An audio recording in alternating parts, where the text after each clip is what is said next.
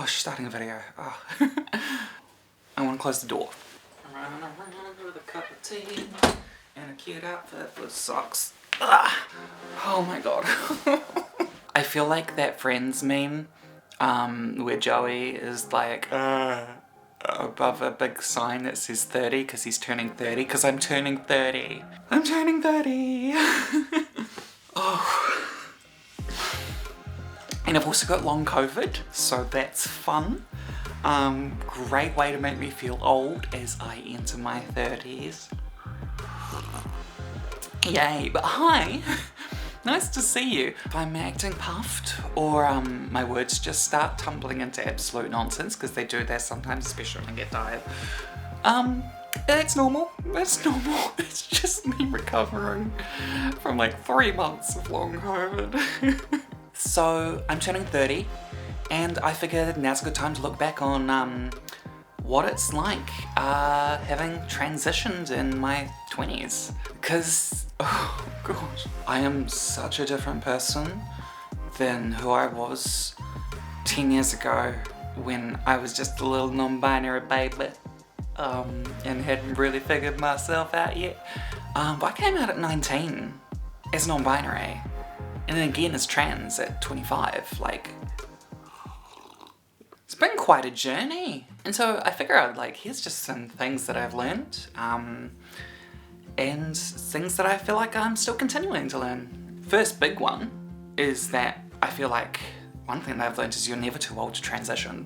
When I was first starting, like, medical transition and just like socially transition and that sort of stuff, I was really jealous of all the kids, like the trans girls who come out to their parents when they're like 11 or 12 and go on puberty blockers and then just, you know, don't have to worry about any of the physical masculine elements to their body, you know?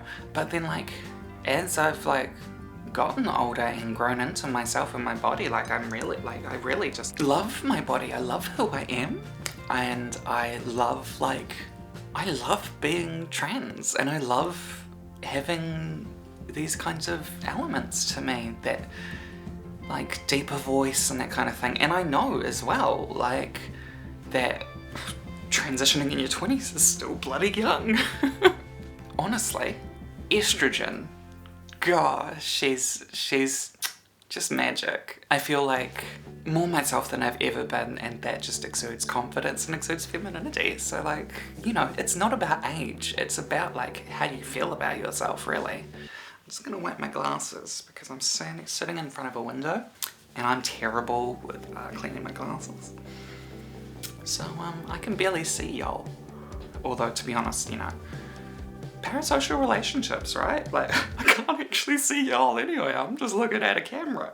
But you guys see me, and we're having a conversation. Isn't that weird? Parasocial relationships are very strange.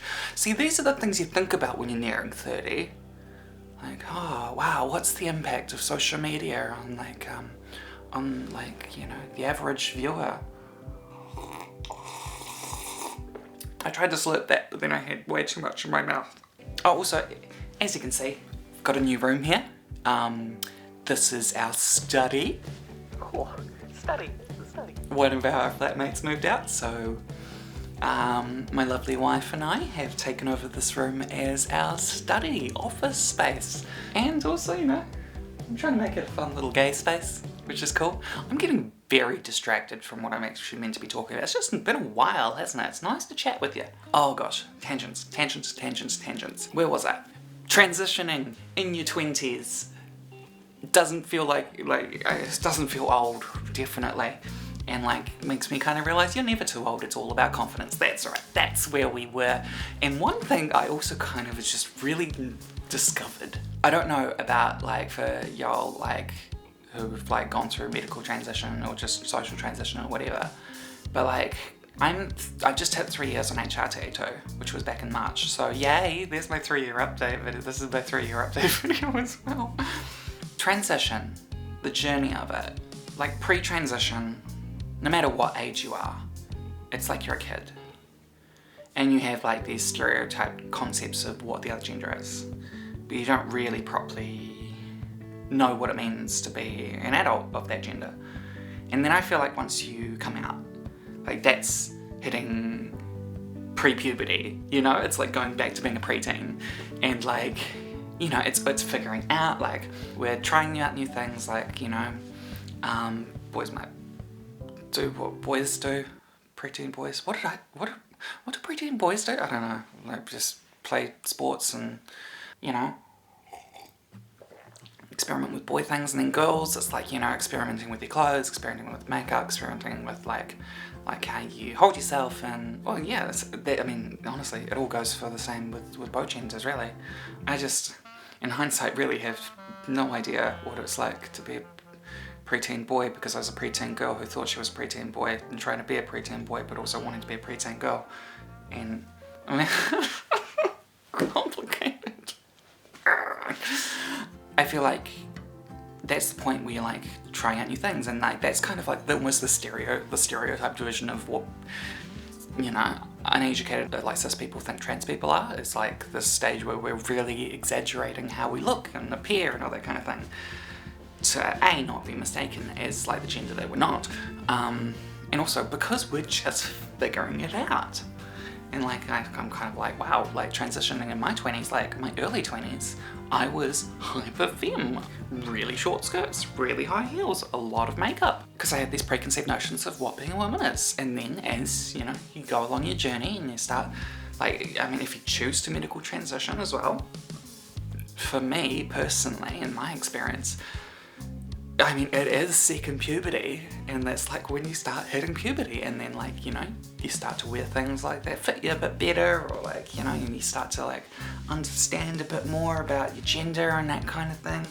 I mean, this doesn't necessarily have to be medical transition, but like, I feel like as we go along in our journey, I'm spilling tea everywhere, good job me. I gotta stop being so expressive. As we're going along in our journey, right, like, we're discovering more and more what it means to be our gender.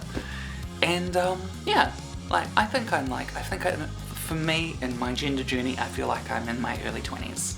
I feel confident, I feel good, I like how I look, like, yeah, I like my style, I like who I am as a person. I feel like I've finally gotten to be the person that I want to be, which is pretty cool. It only took me like 10 years. Transition is a lifelong journey though. That's also the number 2 thing that I've discovered about transitioning in your 20s, is life is a transition. That's why I'm filming in the study today, because like, this is a transitory space at the moment. We're still getting it set up. Hopefully we'll have some nice couches here, little chairs, and then I want to get a new desk, and then actually we're going to totally reverse this. So chair's going to be on the side, and then we're going to have a dresser and desk on the side, and it's going to be real snazzy. I want to make it real gay, loud and fun and eclectic, because that's what the kind of space that I like to work in and study in. But at this stage, bare bones, you know? But that's life. Life is all about transition, and having gone through my own gender transition, I've kind of learnt more about life. Wow, we're getting deep here today, aren't we? Number 3 about transitioning in my 20s is recognizing the privilege that I have. Like, I'm young still, I'm only turning 30, which, you know, like all the 40, 50-year-olds in my office that I work at when I'm there, because long COVID, haven't been there for a while. Whoops. And they're like, you're so young still. And I'm like, my bones are creaking, but okay. But I am young. And like, I also have the privilege of passing, which I know, you know, like I always go on about this in life. I can't remember if I go on about it on this channel, but like, you know, passing isn't the point of being trans, but it does help with safety and that kind of thing. And it feels like it's given me the privilege to be able to speak up and speak out. I give talks on being trans and stuff all the time, you know, because the cis people relate to it, I guess. I don't know. Oh, good tea. Putting that down there. I mean, obviously growing up in New Zealand as well, like, I worry about people in the United States right now, like everyone in like Florida and Missouri and Tennessee and just everywhere, like where there's like so many anti-trans bans, like abortion bans, everything going on there is wild and crazy. And I guess like being in New Zealand, which is a little safe, relatively safe, little liberal country down in the South Pacific, like I have that privilege of being able to like avoid a lot of the hardships that we're facing as a community right now. Oh, this is getting heavy. Where was I going with this? I have a lot of privilege, and I want to try and use that privilege for, you know, benefiting the community as much as I can. And, you know, helping out where I can. While I'm not particularly active on here anymore, it doesn't mean that I'm less interested in trans rights and trans, like, visibility and that kind of thing. Like, basically my film career that I'm starting to have a little bit is all about like trans stuff, trans visibility and like understanding. And then like you know, I work in tertiary education, which is a great place for making talks about being trans and helping tutors, teachers, lecturers and students as well like understand what it's like to be trans, so they can be more empathetic towards the trans people in their lives, or the trans students or trans patients or whoever, because every little bit helps, you know? One thing that I've kind of realised about transitioning in my 20s, this is thing number 4 I think, I've lost count, because I'm really terrible at going on tangents and getting distracted, is that I really fully feel like myself these days, you know? Like, I don't even think about the fact that I used to present male. I struggle to remember what that's like. And I feel fully woman, which is really cool. It's really, really cool to like see myself as who I am every day. And I feel really fortunate that I've managed to like come out when I have. It's not as early as I would have liked. It's never as early as I would have liked.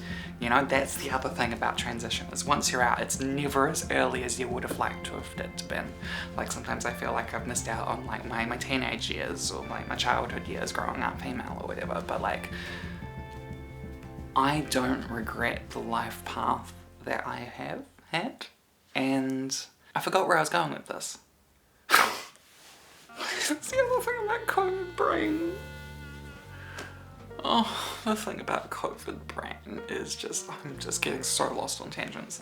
But hey, I'm turning 30. I feel so excited. I feel like I have a future in my life.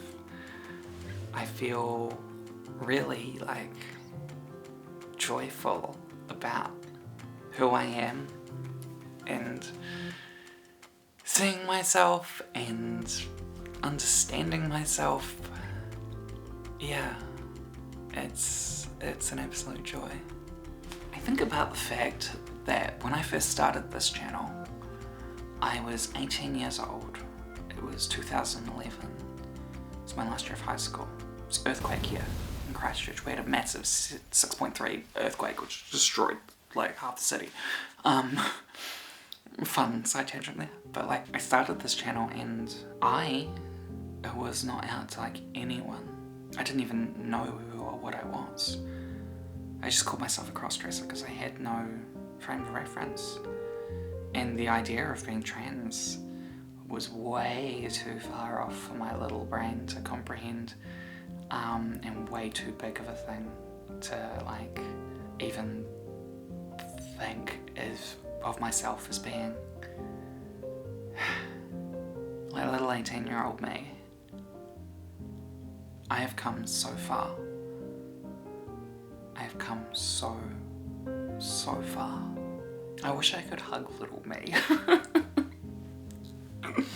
But then also, like, I know little me would also be entirely freaked out by the fact that I'm a woman. But I think then she'd also be pretty kind of also like secretly really excited. Feels great not to have to hide anything, you know. I always think that I like transitioned kind of late-ish. Like I started HRT about 26. I've been out as trans for like 2 years before that, or a year before that as like a trans woman, but out as non-binary, gender fluid, but really very on the side of womanhood for like 3-4 years before that. And yeah, I was young. And it's such a privilege to figure that out this young. And I'm so grateful for it. I'm so grateful for the people in my life and the friends, the family, my wife. Like, I couldn't have done any of this without y'all. And to, you know, everyone watching as well. If you've been a fan of me, like, my videos and stuff for like, you know, for the last few years. I know a lot of people started watching me in like 2016 when I was still like figuring myself out. It's been quite weird actually figuring out my life kind of in public a little bit. But if you've been around for however long, maybe you've been watching right from when I was posting like closeted cross-dress videos in 2011. You can't find those now, sorry. I've removed them because it's kind of embarrassing. Thank you. Just thank you. You know, who knows when I'll make a next video again, but it might not be for a while. But like, yeah, thanks for watching. Thanks for being here. Thanks for helping me with my journey. Here's to the next 10 years and then turning 40. Oh my gosh. Oh my gosh, I'm turning 30. And that means I'm an actual adult. No, it doesn't feel right. Anyway, I'm gonna sign off. Keep being awesome. Keep being you. Love ya.